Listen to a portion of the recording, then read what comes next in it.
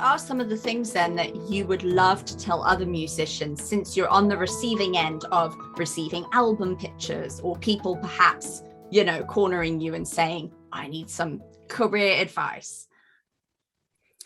I mean, there's so many these days, and I give the occasional kind of seminars or workshops to various musicians, and there's a lot to say there, and usually there's kind of a couple of hours of workshops to go through that just to kind of uncover the basics. But really, one of the biggest pieces of advice I try and look at is starting with the end in mind.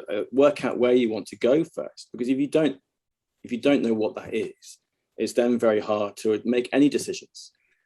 If you are faced with a decision, you can base that decision on a long-term vision or goal, and does by going down here eventually work with that end result, or does this benefit that end result more? That, I think, long-term thinking is really one of the most important things that I've used, I think, in building the business.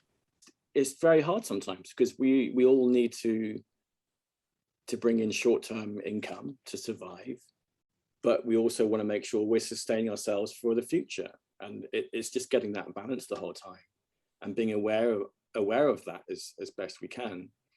That's a daily thing for everybody. You know, it's a struggle, it's a balance. It's never going to be easy for anybody.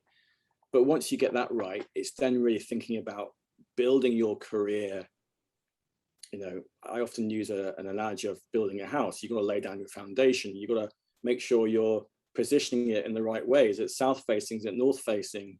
You know, are you a leader? Or are you a side person? You know, how does that work?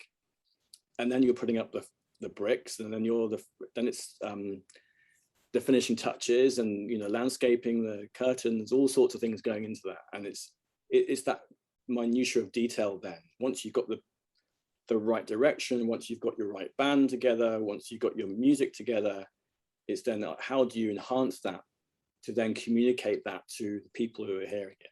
And I think that is the thing that's getting harder and harder, because there's more and more music, there's less and less space, less gigs, less review space, less, you know, radio play. There's kind of less everything these days, but there's more of the music. And so that attention span and that creating that noise is very hard for a lot of musicians.